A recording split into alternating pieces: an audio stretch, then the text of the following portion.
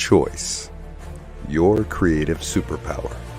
We have the power to manifest as we dedicate attention to our thoughts, but often miss opportunity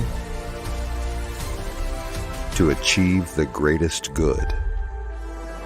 Your superpower is waiting to be unleashed to unlock a fuller, more rewarding world for all.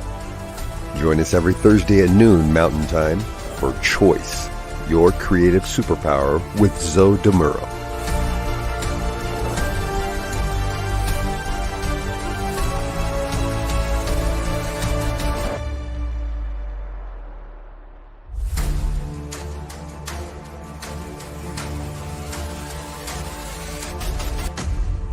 And now, here's Zoe. Hello, folks. Welcome to the New Thought Media Network, and welcome to Choice, Your Creative Superpower. My name is Zoe Muro, and I am delighted and honored to be your host today. We're coming to you from Oakland, California. We do this each Thursday at 12 noon Mountain Time, 11 a.m. Pacific Time. What do we do here? Well, we're here to explore how wielding your superpower for the greatest good can co-create a most fulfilling life experience. And what's really wonderful about that is that it's not only the most fulfilling life experience for you yourself, but that is something that makes a difference in the world as well. How glorious is that? For those of you who are coming back, I am so glad to see you here again. But if this is your first time, welcome. I'm so glad that you tuned in. And I want you to know that we have every single episode recorded and available to you on the New Thought Media Network. Okay. Now, I am a religious science practitioner with the New Thought Media Network. I'm also a transformational coach. My ministry as a practitioner, as well as my mission as a coach, are to help people live their lives to the fullest. Yes, indeed. Happy day. Good to see you. Okay, so let's see. Today, episode 67, we'll be exploring the relationship between choice and motivation. Whenever I see a word that is in common usage, I think that's a great word to define. So let's take a look at some common definitions and see if any of these resonate with you. Let me bring up this slide. Hang on, folks. Here we go. Okay, so motivation is, well, it's a drive or a need. Why we do things, the desire to act in service of a goal, a condition inside us that desires a change. Literally, one of the driving forces behind human behavior. So, kind of an important topic, I would say. Now, what affects motivation?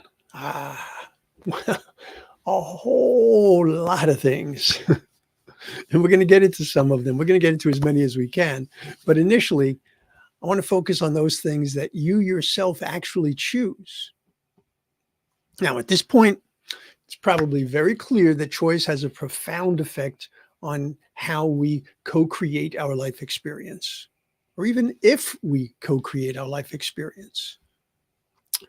And if you want to understand why you make certain choices in different aspects of your life, it would be a good idea to explore the motivational factors that are at play. There's a model called the 3C model of motivation. It was created by a professor from the University of California in Berkeley by the name of Hugo M. Kerr. And this provides a really good insight at a conceptual level. So let me bring this up.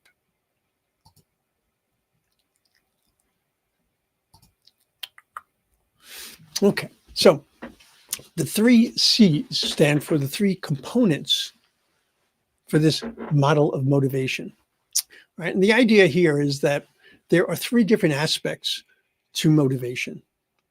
There's the head, heart, and hand, where head stands for our rational intentions, the things that we explicitly choose to address, and our commitment to act in a particular way so that we can achieve those. The heart is the emotional sphere. Now, these are our implicit goals, okay? Not only our unconscious needs and motives, but they're also the emotions that underlie a given task. So there could be fun, pleasure, or fear. Now, think about how those affect your motivation. Okay. And then we have hand. And what hand stands for is the idea of what we are capable of doing, our skills, our abilities, our knowledge, and our experience. Those things that are relevant to whatever the task is at this particular moment. So head, heart, and hand. Okay. Now, the reason that these are so important, whenever we choose to accomplish a goal or to perform a task, these 3 aspects of who we are come into action. So your rational intentions, your emotions, your actual and perceived skills, all of those have an impact on your motivation levels. And here's a really key point. From optimal motivation, all 3 components need to be fulfilled. Because when this happens, we're in the flow. Right? However, you kind of knew there was going to be a however there, didn't you? However, if one of the 3 components is missing, we can struggle and find ourselves to be not only not motivated, but literally demotivated. If that's the case, well, we can always choose to just bear down and grit our teeth and just push through to completion. But folks, continually choosing that approach makes it far more likely that you'll burn out. Right? We had a whole episode about how we wanted to avoid that. So let me offer an alternative. Right? We don't want you to burn out.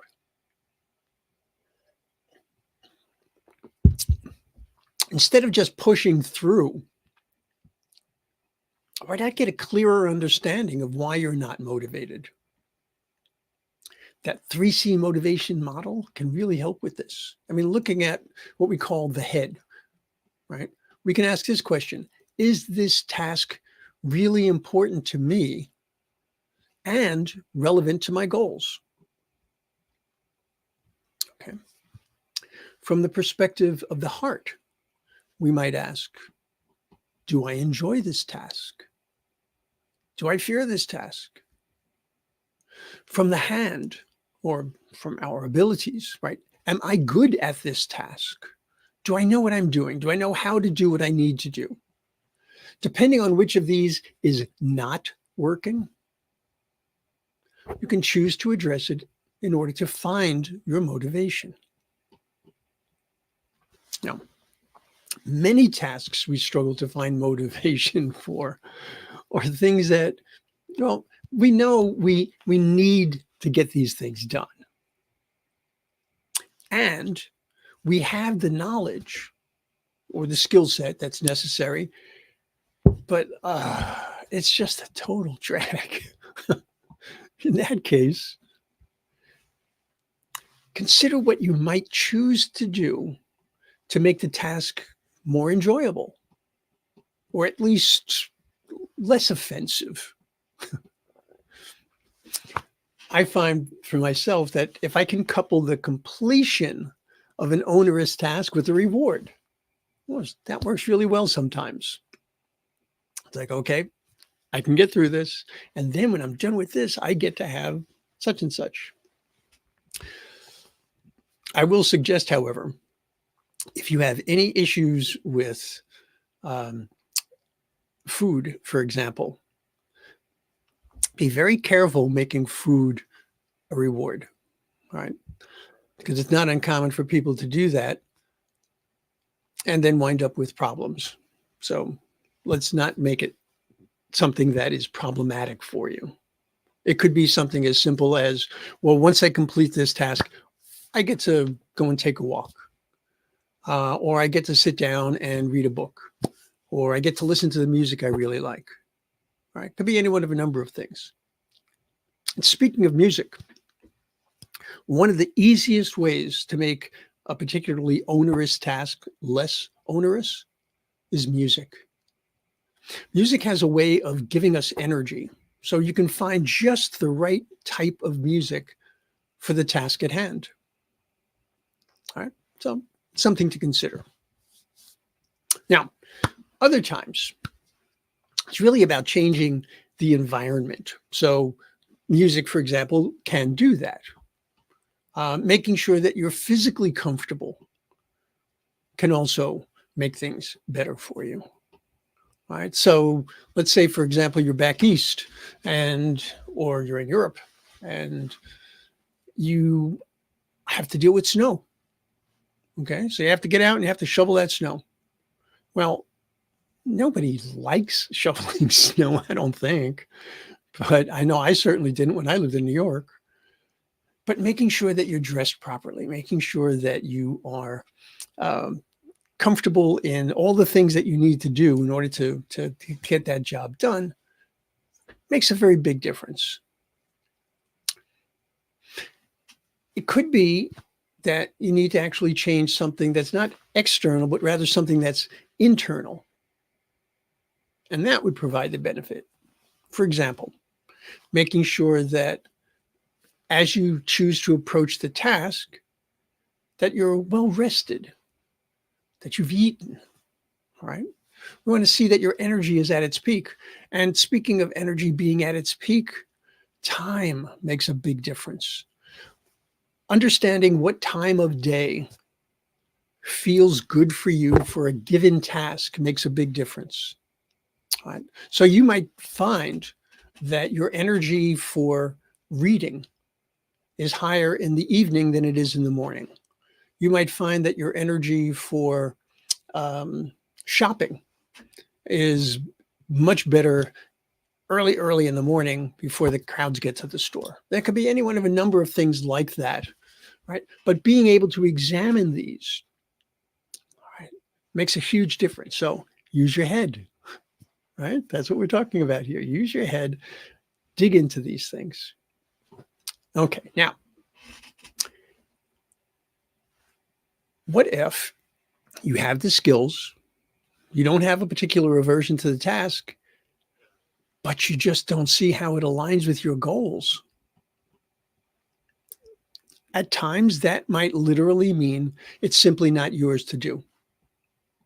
At other times, it might mean, well, you really need to examine this and explore the task further to see if you've missed something that's important. When we can get all three of these aspects working in concert, that motivation pays off so well.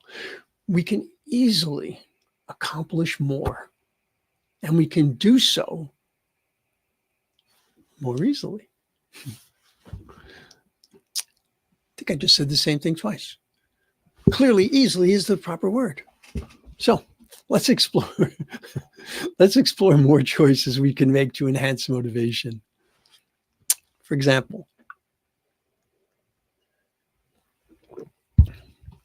the more involved we are in making choices, the greater the feeling of autonomy and control. Well, that translates into greater motivation as well. Okay. The more we know, and the greater our proficiency with the tools or processes that are involved, the greater our motivation. So choosing to educate ourselves or finding someone who can help us eliminate the gaps in our knowledge or in our skill set, that brings about a better result.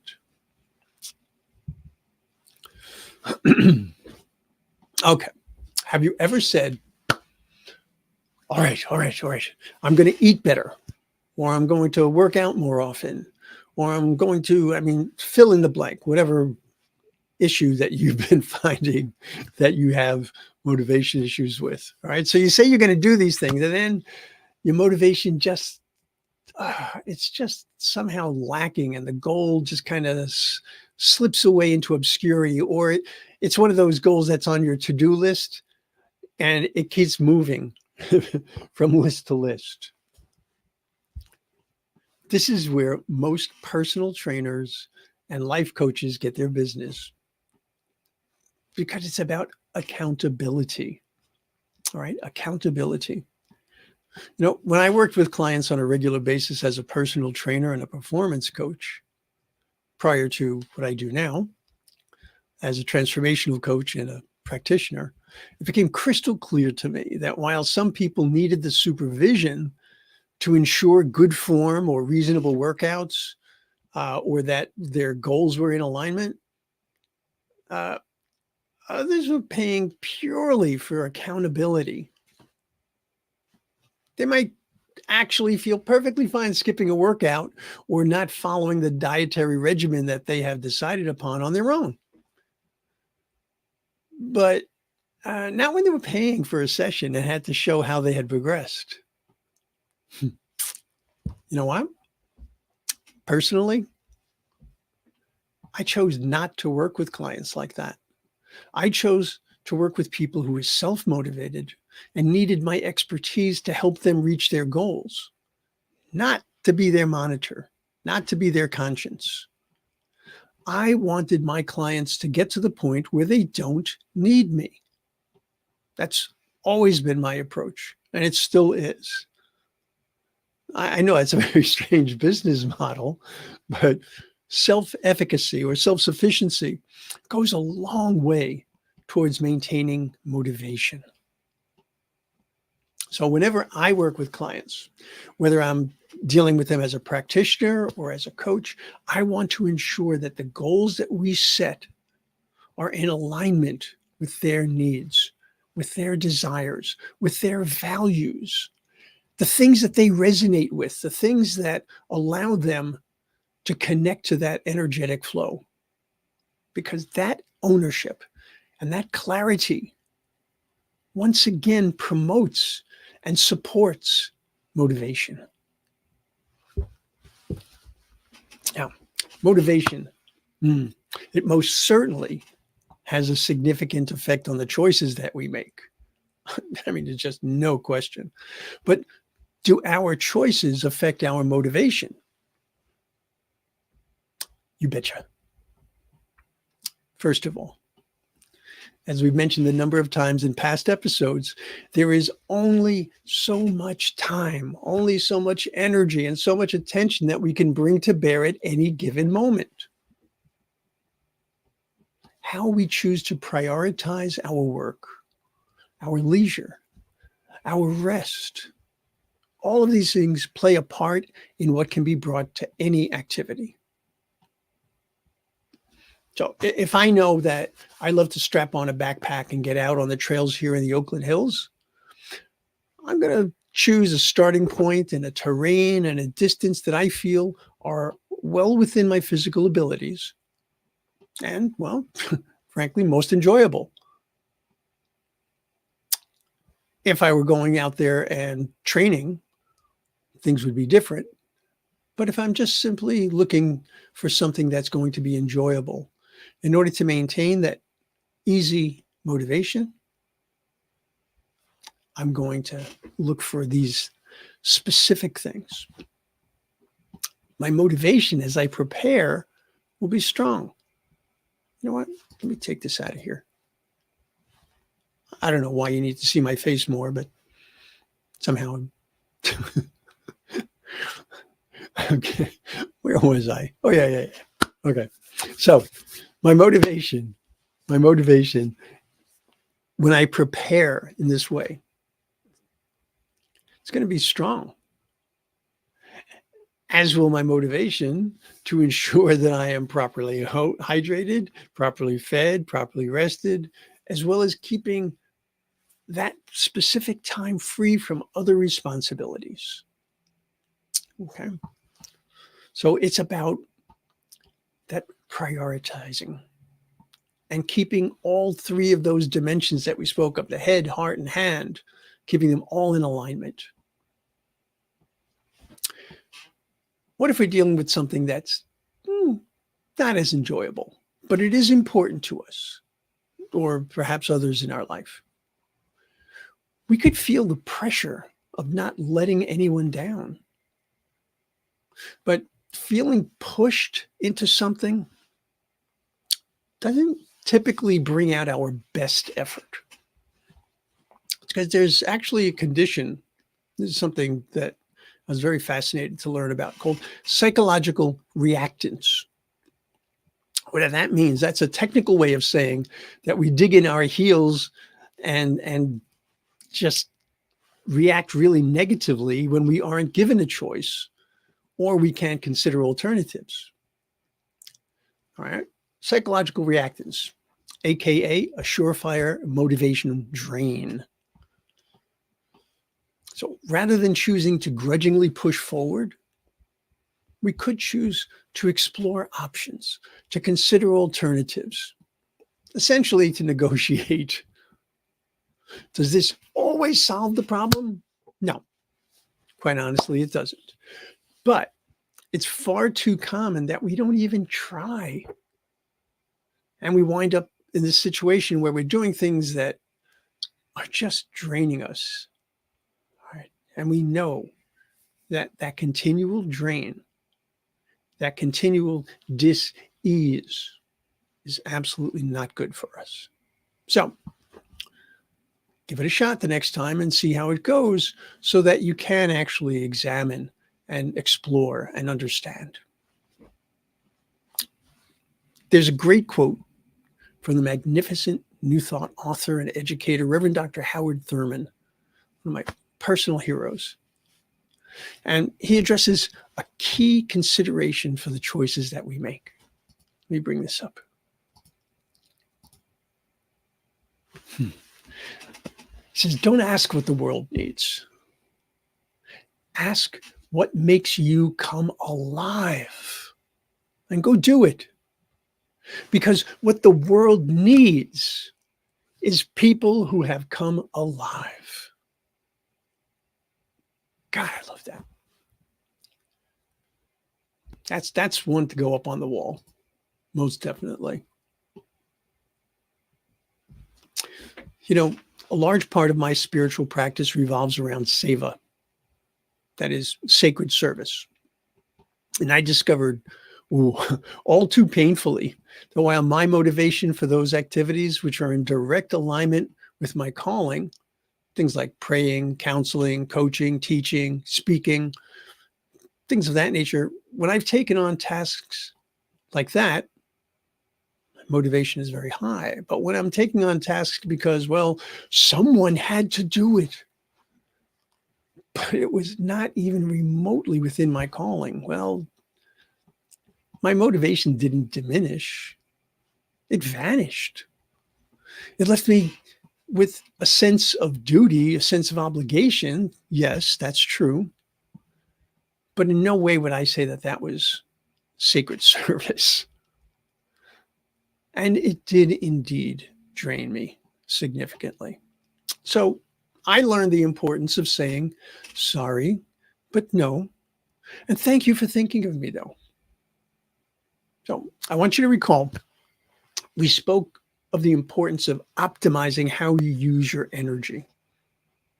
Think of the difference in your energy levels between doing something that's in complete alignment with your values and principles versus doing something which is simply a seemingly inescapable obligation. Remember, just because you have a specific skill or capability doesn't mean you have to be the one to address the task. So if we come back here again, let me bring this one back. Bum, bum, bum. All right. So coming back to our head, heart, and hand, Consider where the disconnect is and whether there's enough of a reason to forge a connection. Okay. Let's face it, while we would prefer to have all of these in alignment, all right, we want them to all work together. Well, sometimes we might have to work a bit or a lot to see things in a different light, to consider different perspectives, and then weigh them against our values, priorities, and understanding of our purpose. Intrinsic motivation can be far more powerful than extrinsic and is generally more comfortable and more satisfying. So remember, intrinsic motivation are things that literally feed your spirit, things that are in alignment with who and whose you are. Extrinsic might also be, but they tend to come from the outside. And they're generally more imposed than they are sought. Of course, bear in mind that your no leaves room for someone else's yes. What about your willingness and your ability to adapt to change? Yeah, I just realized I'm going way over today. I don't care.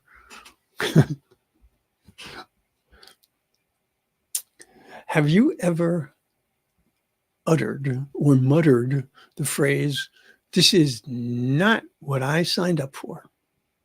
Now, that can be a real blow to motivation. Well, let's say you've agreed to email participants from a workshop you attended. Then you find out you're actually expected to evaluate each person's level of participation. Well, that is not what I would call a legitimate example of changing circumstances. That's a completely different task entirely. But maybe being asked to follow up with participants who neglected to respond to your email, well, that's a reasonable extension. Choose how much or what type of modification to the initial task makes sense based on your head, heart, and hand, and let that inform your response. Now, we've said that ideally, motivation aligns with head, heart, and hand. Okay. But if you want to ensure the highest degree of motivation, know that the clarity and awareness of both what is within us as well as what is expected of us, that can make things far more attainable. So I'll invite you to look into those areas of your life where your motivation is waning. Dig into the head, heart, all right, and hand connections and see what you can learn. And sometimes it's also helpful to look at those areas in your life where motivation is strong. And again, look at head, heart, and hand and understand why, because that might help you with those other areas to see what's missing, to see what's out of alignment. I'm going to end today with this quote from author Roy T. Bennett. Let me get this here. Oh, wrong one. There we go. Do what you love. Love what you do. And with all your heart, give yourself to it. That's another one for the wall, folks. All right. Well, that'll do it for today. Oh, I didn't go over. We're not by much. Thought I did. Okay. So that is going to be it for today, though. And I would love for you to explore choice and motivation further. And if there's anything that you'd like to ask me about it or tell me about it or get into any kind of a discussion or issue, be more than happy to do that. You can send me an email here at zodemuro@gmail.com. I'm also interested in hearing if you have any ideas for a future episode, some topic that you would like to see me to discuss relative to choice. All right. So anything that you say, anything that you share with me is always held in confidence. I want you to know that. So I've had a magnificent time spending this time with you this week. I hope you've enjoyed it. I hope it gives you something to think about, something to work on. But I also recommend that you take a look at what's going on ntmedia.org. Right? Today, for example, just a couple of things. 1 p.m. Mountain Time. Join the delightful Reverend Gina Kovario-Krupka and her guest Karen Drucker for a very special presentation of the Peace Circle. 2 p.m. Mountain Time, the Vibrant Living Hour with practitioner Ken Ludwig. 4 p.m. Mountain Time, Reverend Brock Ford and his spiritual toolkit. And there's more, right? Get out to ntmedia.org, all right, and look around. And know that it is our mission to bring the joy of new thought to the widest audience possible. So please support us in 2 different ways. One way, promote us, talk to people about us, share information on your social media, talk to your friends and family. All right, let them know who we are and what we have here. And if at all possible, and you want to make a donation to help us bring this joy and bring this message throughout the world, you can go to ntmedia.org/donate.